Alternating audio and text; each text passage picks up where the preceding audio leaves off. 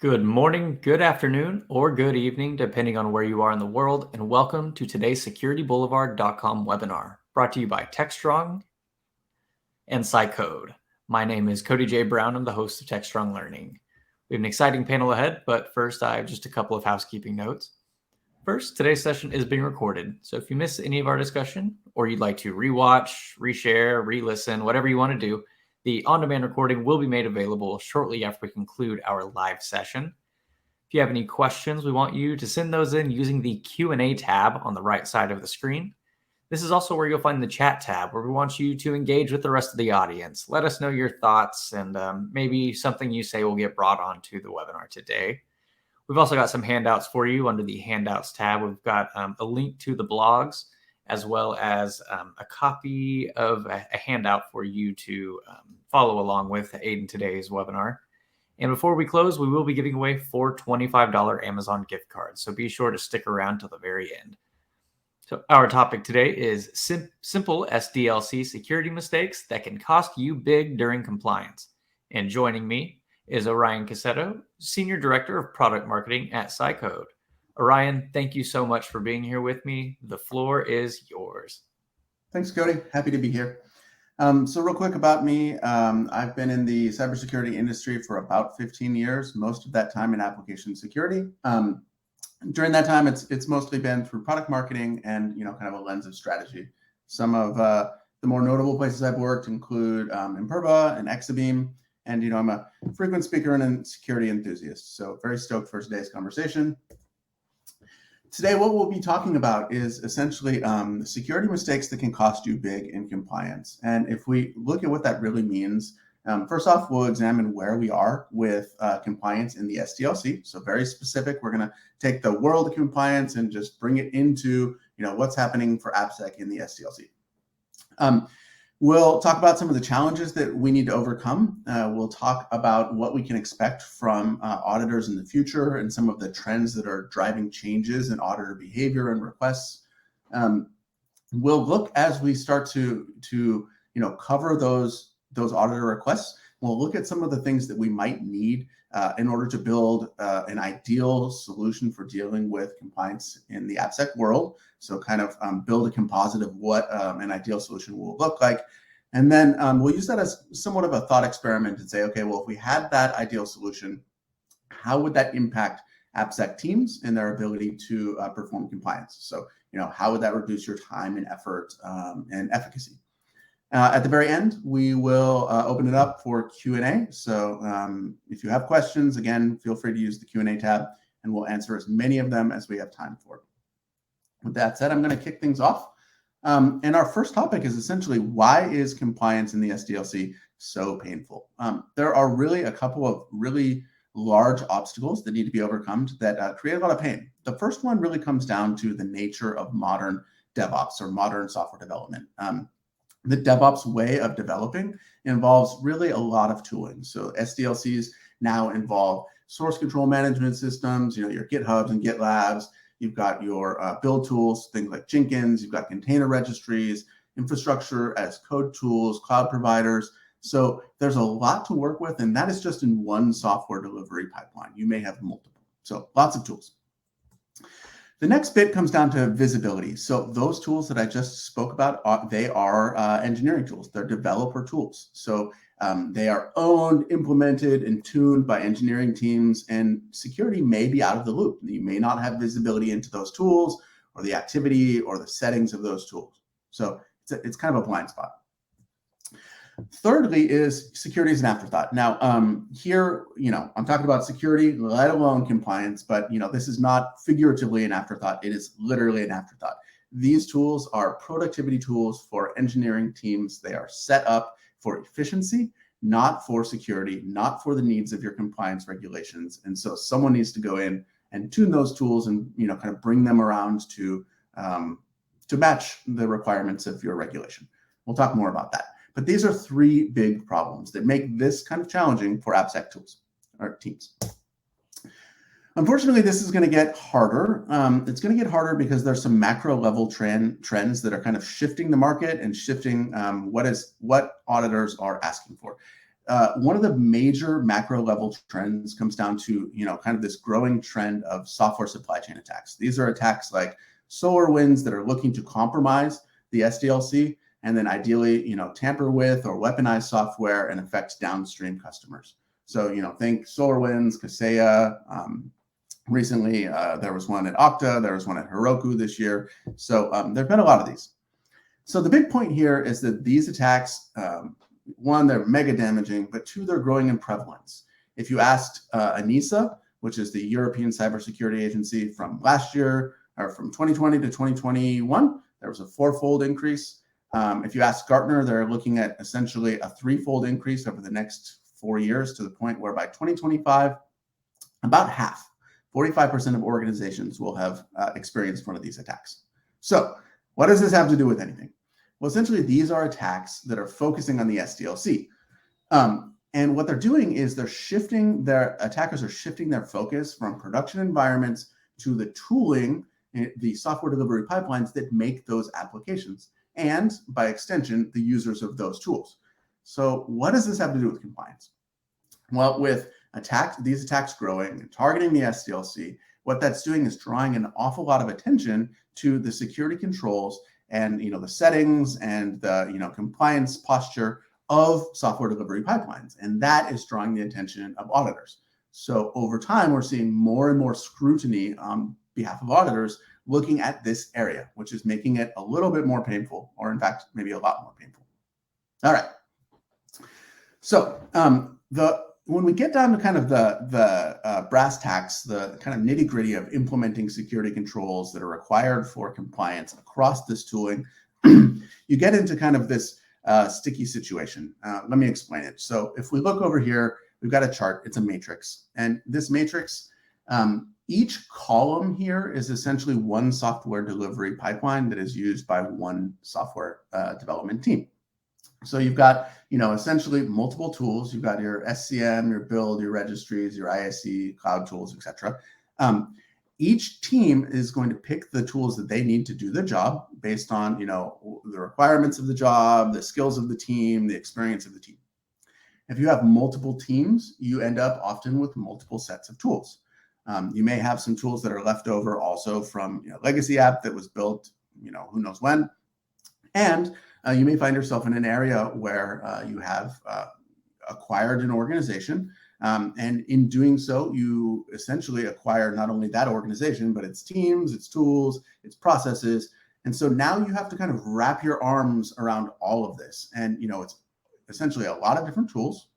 All of these tools have different security settings. And again, as I said earlier, they're all set by default for efficiency. And so when it comes to becoming compliant and making sure that this whole world is in line with, SOC 2 or ISO or PCI, you have a lot of work to do. It's a very manual process. And the last wrinkle here that makes things even worse, we'll talk about today and an awful lot, is this first row here, the SCM. A lot of the settings that are required here are on a repo by repo basis. And so if you have many repos, then you need to do this many, many times. And ultimately, what that comes down to is, in order to essentially, make quick work of this, in order to make this a more streamlined process, security has some needs. First off, they need to understand the settings of all these tools, the security controls of all these tools across their entire environment and all the different teams.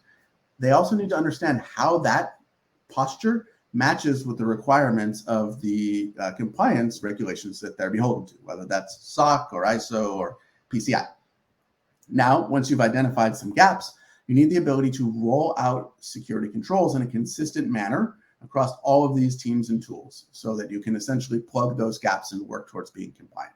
So as we move forward, I'm going to keep, highlighting some of the needs that security teams have so that we can build like a composite of what an ideal tool might look like. So the first two are essentially understanding the posture and being able to roll out consistent security controls across your tooling. Okay. So the next thing that you're going to need to do is to generate audit evidence. So your auditors may ask for, specific evidence as part of attestation.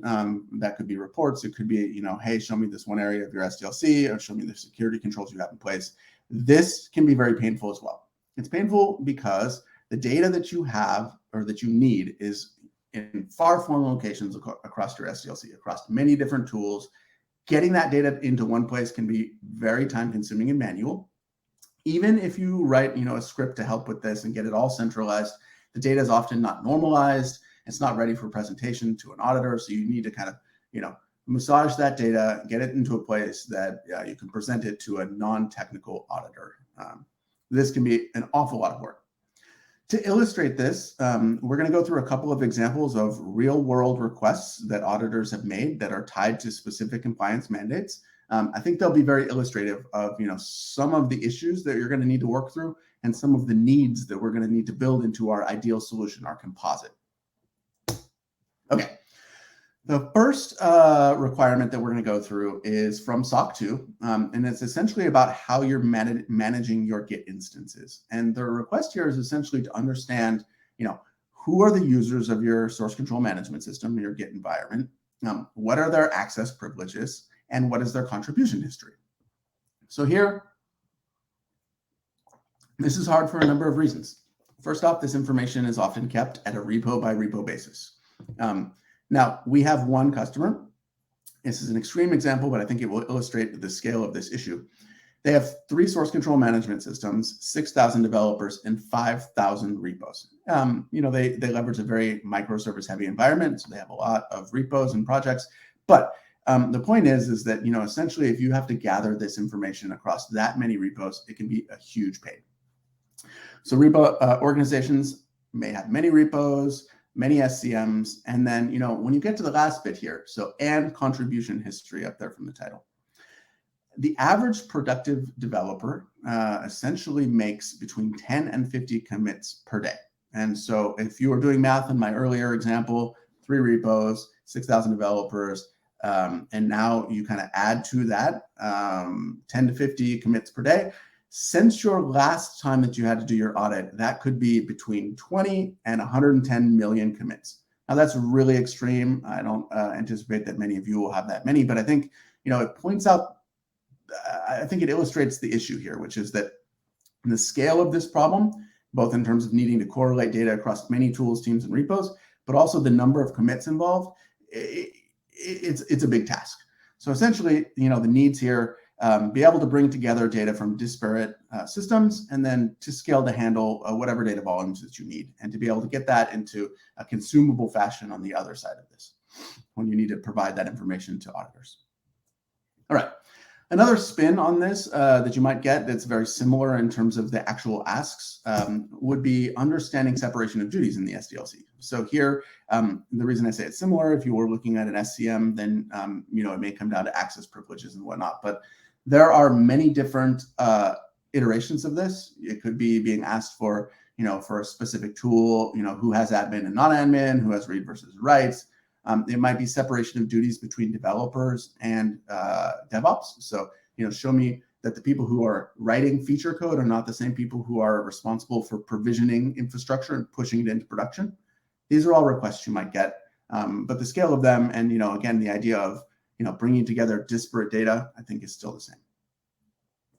All right. The next example, this is also from SOC 2, is to link the development efforts or development activity of an organization to the business requirements of that organization. So essentially, your product team is fulfilling a business need. They have made requirements, and then you need to say that, okay, the changes to my code, so my commits, are linked to those. And how this is often done is whenever you have a commit, you make a message on that commit and you link out to a specific JIRA ticket. That JIRA ticket is associated with a business requirement or a product requirement.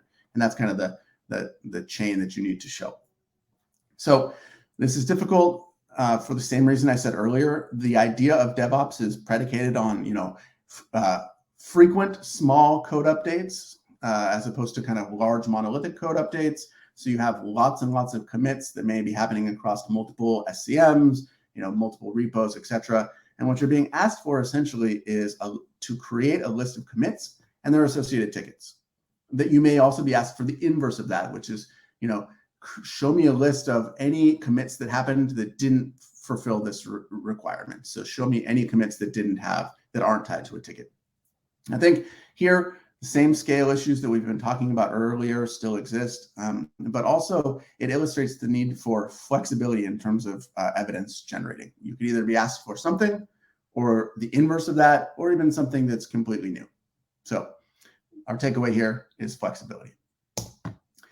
My last example, also from the SCM, is about branch protection rules. So branch protection, the ask here is essentially to understand what branch protection is in place. Now, there are some challenges that make this extra difficult. First off, oftentimes the branch protection are put in place by engineering, not by security. They may be changed by engineering. They may be disabled by engineering. And so security teams are not necessarily in the know of, what is the current state and has it changed? Secondly, you may have many branch protection rules on one repo. So again, think about that customer with 500,000 repos, and they have now, another layer of scale here, which is that, maybe they have five branch protection rules, or maybe they have 10 that they're implementing across all those repos. You may be asked for, what branch protections do you have? When were they in operation? If they were turned off, were there any commits that happened during that time? If so, which one happened? So again, it's just the challenge here is in bringing together the right data at the right scale and making sure that you can answer those questions. Okay. So if we were to take all of those needs that we've been kind of accumulating as we've been talking and build them into a composite of what an ideal solution might look like, you would end up with something like this. So first off, we need visibility across our entire SDLC. So from an environmental standpoint, we need to understand all the tools, the users, the activity, the settings, etc.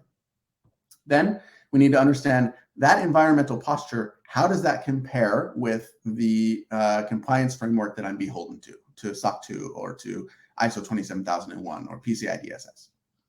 From there, we need the ability to understand the gaps and then to close those gaps. So implementing the controls or reducing the violations to work from a place where we have a gap to a place where we're adherent with the requirements.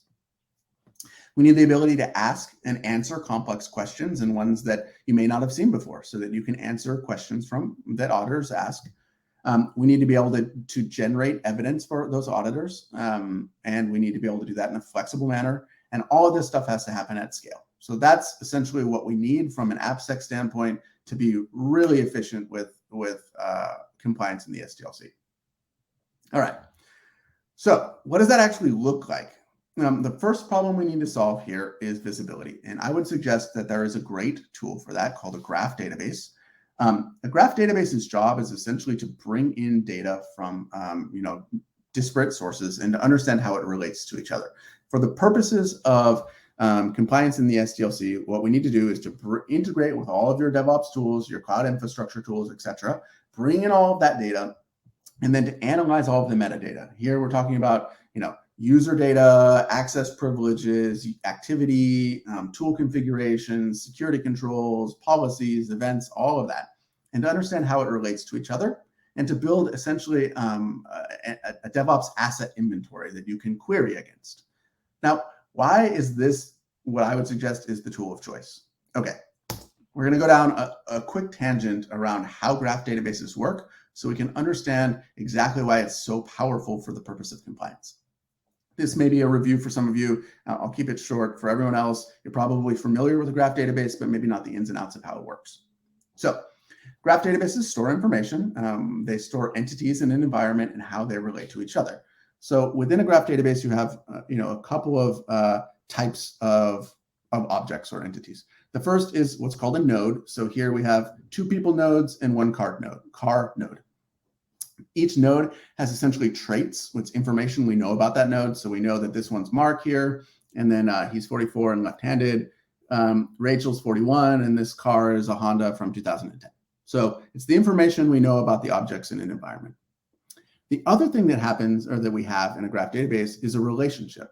So relationships have a type. So this one's love, and they can have traits as well. But the big, most important thing about them is that they have a direction.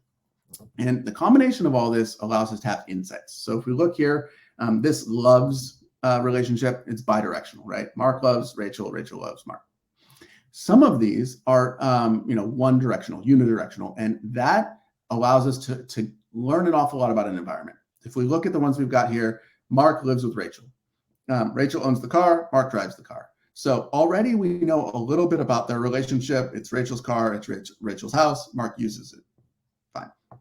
Okay, this becomes more interesting as we add more nodes into the environment. And then I promise I will bring this right back to our topic of compliance. All right, we're gonna add another car and 2 more people. So we've got this Maserati and we've got Frank and Ellen who are 63 and 64. Now we're starting to have a little bit of a more complicated, environment here. But the beauty of a graph database is it allows you to ask and answer very complicated questions that would be very difficult in a traditional database. So let's say we want to answer the question, show me all people married to someone driving a car that is crashed into a car driven by Mark. Okay, so let's just back into that for a second. We'll start at the back here. So driven by Mark, here's the car he's driving, no problem. Okay. So from there, someone who's crashed into that car, now we're here, again, no problem. All right, so show me someone who's driving that car. We got Frank, and someone married to Frank is Ellen. So all of a sudden, we know that the only thing in this entire environment that matches this query or this question is Ellen, okay? Now, what we've essentially done is 6 degrees of separation or 6 degrees of Kevin Bacon, but the ability to ask questions on top of that. And that is what is very, very powerful. So if we look here and we say, all right, let's take that same concept, all the same stuff we just talked about, and bring it back to the world of compliance. What does that look like? It's essentially taking all of the data about your SDLC and then allowing you to ask really complicated questions very easily. For example, show me any commits in which branch protection rules were bypassed. Or show me any user who has write access to this specific repo, this one repo right here, or any repo, and they haven't used it for the last 6 months. All of a sudden, you can get a really deep and detailed understanding of an environment just by asking questions of how things are related to each other in the SDLC. This becomes a really powerful backend for the purpose of compliance when we start to do things like this. All right, on top of our graph database, we are going to have queries that match the requirements of a specific regulation. So we're going to turn the requirements of SOC 2 into queries that look for things in our environment that match or don't match SOC 2. From there, we can turn those queries into policies. So the system will essentially look at the environment on a regular basis, and it's going to see if those conditions are met. And when they are not met, it's going to, boom, we've got a violation, fire off an alert so you know about it and can do something about it. Okay, so once we get that back end put together, that provides us the ability to essentially create an AppSec or an SDLC compliance dashboard. And how this would work is, we'll go over here, bring my little laser pointer. Essentially, like I just said, you would take the policies that match a compliance mandate and create a dashboard like this. So we've got one for SOC 2. We can see how we're tracking against the compliance posture at a high level, but we can also look at a granular level. Okay, so within SOC 2, there's many control activities. This one here is specifically control 5.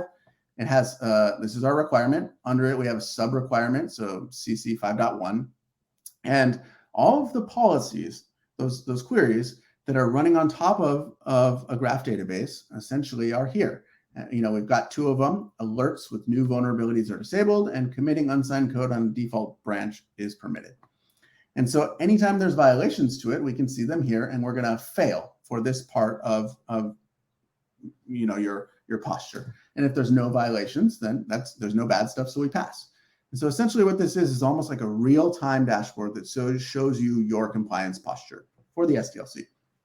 And your job over time is to take these 217 or all these violations and work them towards, resolution so that your entire dashboard turns green, then your compliance posture, gets to the point where you're adhering with the compliance regulations. So the beauty of this is that since the graph database is looking at your environment on an ongoing basis, if you fix something either through the platform or out of band, you just go to the system and you implement a fix. The next time that it looks at your system, you're going to pass this. So, either way, through the system or directly, the result is the same, that your dashboard gets updated, and it's kind of this real-time living or a continuous view of how you're doing. So from there, essentially, what you're going to be doing is looking to fix these violations. Now, the way to do that efficiently would be to use those same APIs that are bringing in data from your DevOps tools, bringing in data from your cloud infrastructure, and to reach back out to those tools and to take action to resolve some of the issues. Now, what we have here is an example. We're looking at branch protection rules are disabled for specific repositories. And we have 20 violations that we found. Now, keep in mind that customer we were talking about earlier, where you might have 500,000 repos. In that world, being able to see the one thing that you need to do across all 500,000 repos becomes a very powerful tool, especially when you can do something like select all and then deal with them in mass. So when it comes to resolving it, not all things have a prescribed fix. So some things you may need to do some research on. There's not like, an easy way to fix them. So you might want to create a ticket so you can track it, assign it off to somebody and say, hey, look into this. We have the same problem on a bunch of repos. Can you figure out how to fix it for me? And then we'll implement it on all of those repos. Other things are much more straightforward and can be programmatically fixed. So for example, we take these 20 violations, and they're split across many different repos, and we say, all right, let's resolve those. Resolution for this, because the branch protection rule is disabled, would be to enable it, right? And so we just need to create a branch protection rule, in this case, that prevents force pushes to the main branch and prevents the deletion of it. And then by clicking on resolve, essentially, you can handle all 20 issues at once. So this process of having a real-time dashboard that shows you what you need to fix very specifically, and then using APIs to go out and to fix those specific items allows you to really quickly and efficiently work through, much of, but not all of, the work of bringing an environment into adherence with regulations. The last kind of step here to why or what a powerful tool would look like and how it would, make this a more efficient process is to easily generate compliance evidence. So, the ideal tool here should have out-of-the-box reports for all of your common compliance regulations. So, SOC 2, ISO, PCI, etc. In addition to that, the point I was making earlier about, auditors looking more deeply into the SDLC is essentially to say, you may be asked for things on future audits that you weren't on previous audits. And so the ability to generate a custom piece of evidence to help fulfill that can be very, very powerful. And so what a graph database offers here is the ability to essentially query anything about your SDLC and all of its toolings and settings and usage. And so what you can do is your auditor asks you a question, you create a query.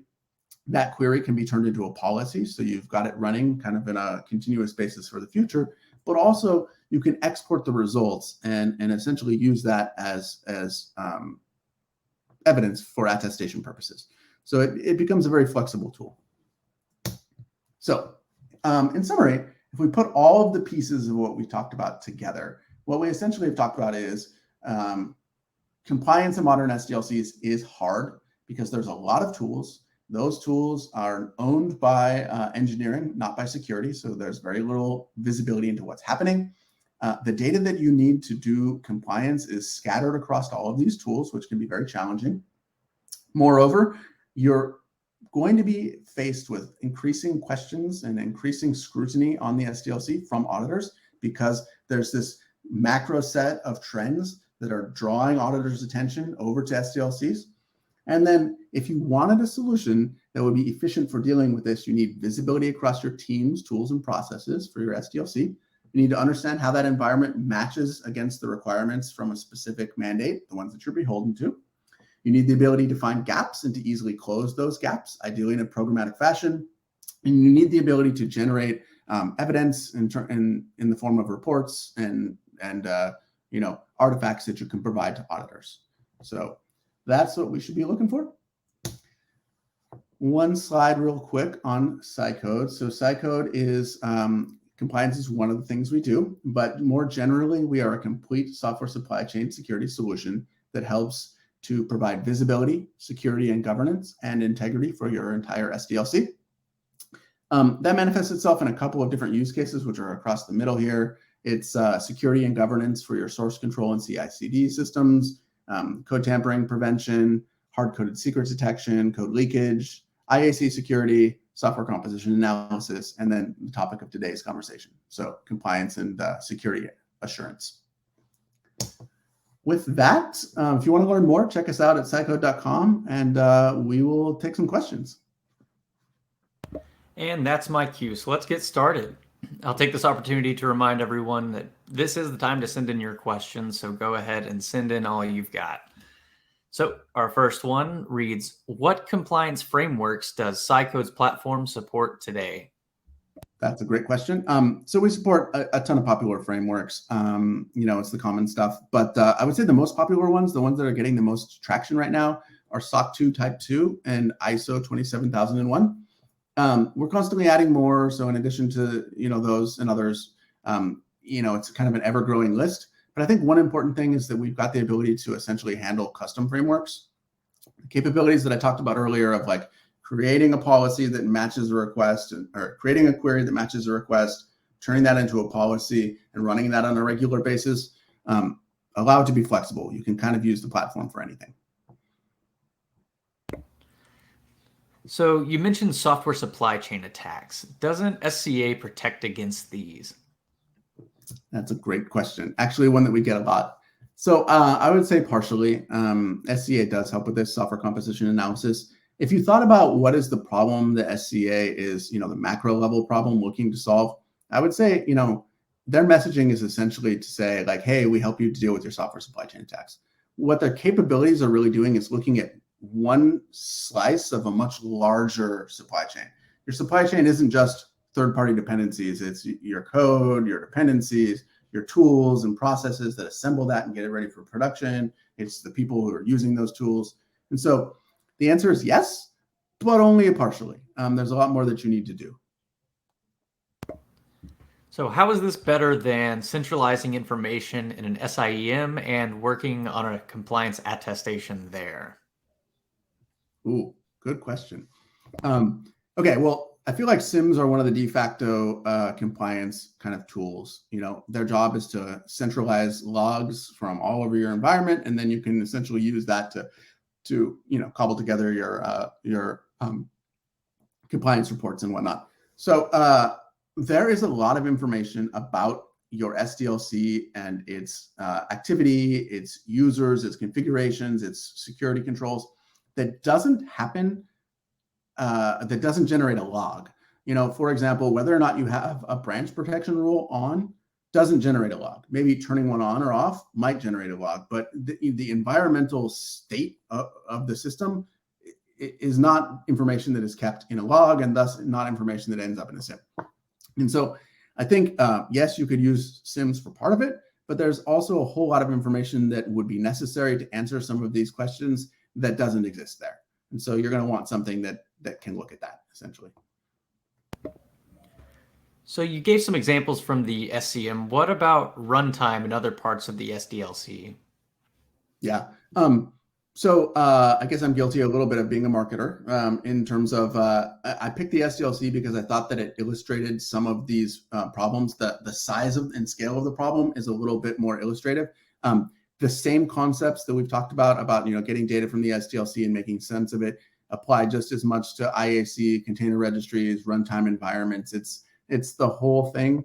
I was just trying to be illustrative of things that really showed the problem well. So are there other audit frameworks like SOC 2 that go into the secure SDLC controls? There are other frameworks. So, SOC 2 is a popular one. ISO 27001 is a popular one. There's also frameworks that aren't compliance that I think are at play here. If we thought about, NIST or even Google's SALSA framework, there are other things that you might want to make sure that your environment is in alignment with that aren't, SOC and ISO. So short answer, yes. All right. So we are running toward the end of our questions. So I'll take this second to remind everyone that this session is recorded. If you missed any of our discussion, you will be sent a copy of the on-demand recording shortly after we conclude. And I'll also take this opportunity to give away some gift cards while we wait for any more questions that may be coming in. So these are for 4 $25 Amazon gift cards. Our first winner is Sivaram R. Our second winner is JW. Our third winner is DH. And our fourth and final winner is Finley A. So to the 4 of you, congratulations. Keep an eye on your inbox to claim your gift card. And if you don't receive an email, just check your spam folder. All right, Orion, I'm browsing through and I'm not seeing any more questions. So I'll give you the floor again if you have anything you'd like to leave us with before we close. No, I just want to thank everyone for your time. It was definitely a pleasure to speak with you, Cody. And again, if you want to learn more about SciCode's capabilities, either in terms of compliance for the SDLC or in terms of securing software supply chains, check us out at scicode.com. Awesome. So Orion, thank you so much for being here with me. I'd like to thank SciCode for sponsoring today's webinar. And of course, I'd like to thank our audience. Thank you all for being here with us. Please just take one extra moment to fill out a brief post-webinar survey that will pop up on your screen right after we close out. But otherwise, we do hope to see you at an upcoming Techstrong Learning webinar. Everyone, have a great rest of your day.